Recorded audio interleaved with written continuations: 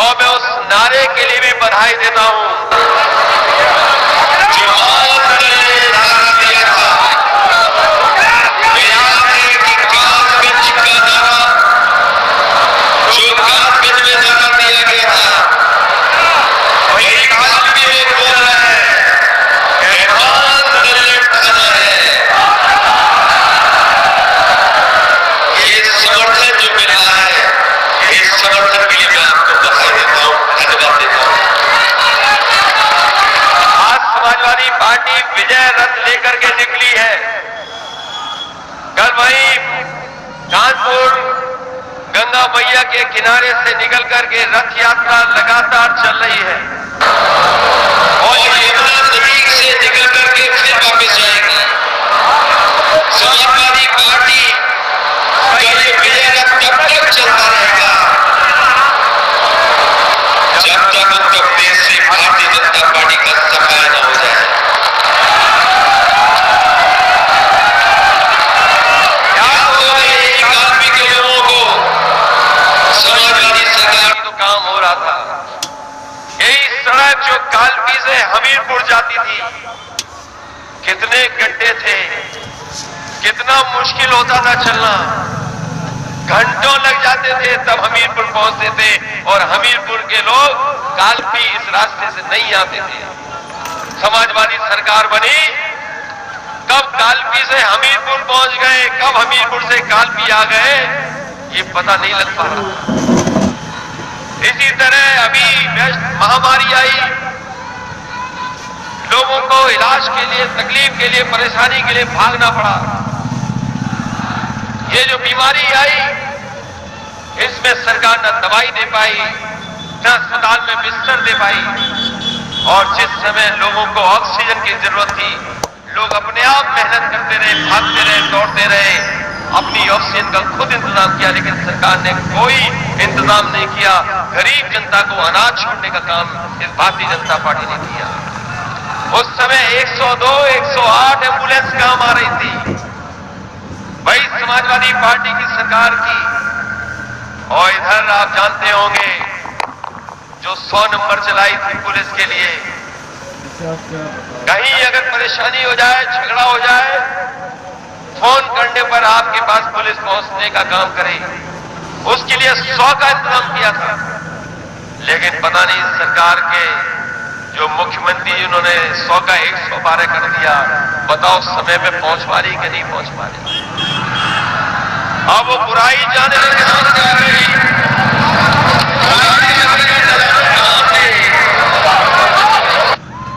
ये शुभ कार्य हुआ है और इससे ज्यादा शुभ कार्य नहीं हो सकता जिसमें पत्रकार साथियों को थोड़ी भी चोट न लगी हो।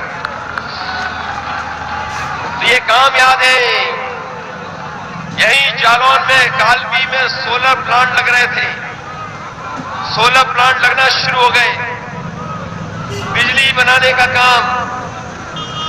लेकिन जब से भारतीय जनता पार्टी सरकार आई है, बताओ क्या हाल हो गया है। हमारे किसान भाई बताओ, सब किसान दिखाई दे रहे हैं हमें, महान दल के जितने लोग हमें साथी दिखाई दे रहे हैं, ये सब किसान हैं, खेती करते हैं। भारतीय जनता पार्टी ने वादा किया था कि सरकार बनेगी तो हम अपने किसानों की आय दोगुनी कर देंगे। कोई किसान बताए हमें कि उसकी आय दोगुनी हो गई, कोई किसान का बेटा बताए कि आय दोगुनी हो गई। पैदावार जो हुई उसकी कीमत नहीं दे पाई सरकार, और लगातार दोनों सरकारों ने महंगाई बढ़ाई है। आज जब हम आपके बीच में हैं तो बताओ पेट्रोल कहां पहुंच गया है।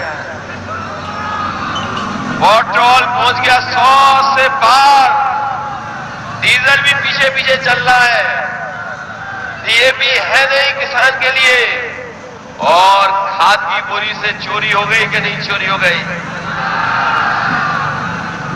ये सरकार जिसने आय दोगुनी का वादा किया हो तो 3 कानून कैसे लेकर गया जिससे आपकी खेती छिन जाएगी, पैदावार नहीं बढ़ेगी, खेती छिनेगी और आपको अपनी खेती पर मजदूरी करनी पड़ेगी। ये काले कानून लाने का काम भारतीय जनता पार्टी ने किया है। और जब किसान विरोध किए, जिस समय किसानों ने विरोध किया लखीमपुर में, यही भारतीय जनता पार्टी के देश के गृह राज्य मंत्री, उनके बेटे और उनके तमाम सहयोगी साथियों ने किसानों को कुचलने का काम किया, किसानों को कुचला, उनकी जान चली गई और बाद में तैयारी थी कि कानून भी कुचल दें। इन्हें अगर और ताकत मिल गई तो हो सकता है आने वाले समय में ये संविधान को भी कुचल दें। इसलिए बचाने के लिए संविधान, कानून को बचाने के लिए हमारा किसान खड़ा है और 2022 में इनका सफाया करने का काम करेंगे।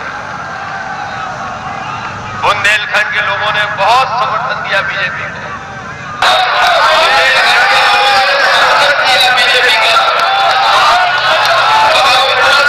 किसी दल को नहीं मिला। सब विधायक दिए, सब सांसद बिता दिए, बताओ बुंदेलखंड के लोगों आपको क्या मिला?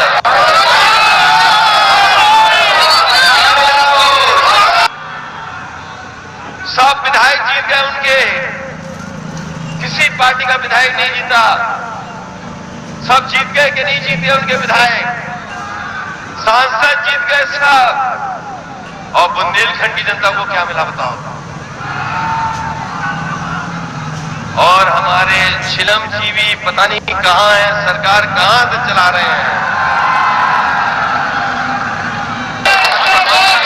एक चिलम जीवी भी है,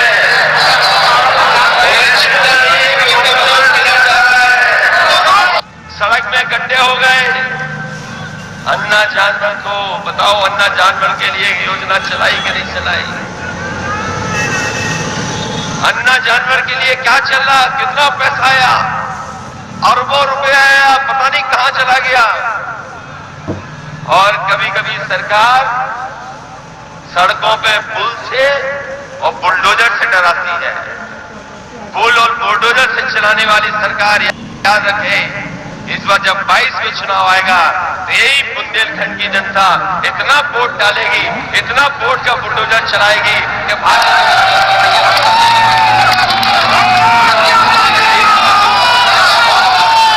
ये विजय रथ तब तक चलेगा जब तक भारतीय जनता पार्टी का सफाया ना हो जाए। सफाया कर गई, विजय पाने का काम समाजवादी पार्टी के साथ महान दल कर रहा है। और हमें खुशी है इस बात की कि आज सबसे ज्यादा उम्मीद, सबसे ज्यादा भरोसा हमारे पिछले नेताओं को, पिछले दल की पार्टियों को, अगर किसी पे तो समाजवादी पार्टी पर है। इसीलिए हम महान दल को धन्यवाद देते हैं और हमने राजा रामपाल जी का भी धन्यवाद देते हैं कि समाजवादी पार्टी की लड़ाई को और मजबूत करने के लिए साथ आने का काम किया है। इसी तरह के साथी और भी हमारे साथ जुड़े हैं, चाहे वो विनोद अग्निहोत्री जी हो, चतुर्वेदी जी हो, चाहे उपाध्याय जी हो, चाहे हमारे नेता हो,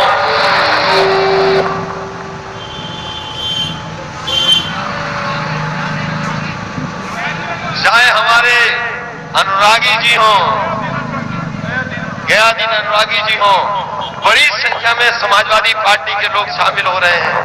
लगातार समाजवादी पार्टी की ताकत बढ़ रही है। और याद कीजिए भाई, समाजवादी पार्टी ने काम करके दिखाया है। आप हम लोगों को मौका दोगे तो बिजली से लेकर के, सड़क से लेकर के, अस्पताल से लेकर के अगर हमें कोई सुविधा देनी पड़ेगी जिससे हमारे किसानों की खुशहाली हो, वो सुविधा देने का काम समाजवादी पार्टी के लोग करेंगे। आज महंगाई देखो कहां बढ़ गई। यही पकौड़ा बनाने वाली पार्टी जो कहती थी पकौड़ा बनाओ, याद कीजिए पकौड़ा बनाने वाली पार्टी क्या कहा था नौजवानों आपसे कि जाओ रोजगार है, नौकरी है, पकौड़ा बनाओ, यही रोजगार है तुम्हारा। इन भारतीय जनता पार्टी के लोगों से पूछो, पकौड़े बनाने वाला सरसों का तेल कितना महंगा कर दिया, ये बताओ आप।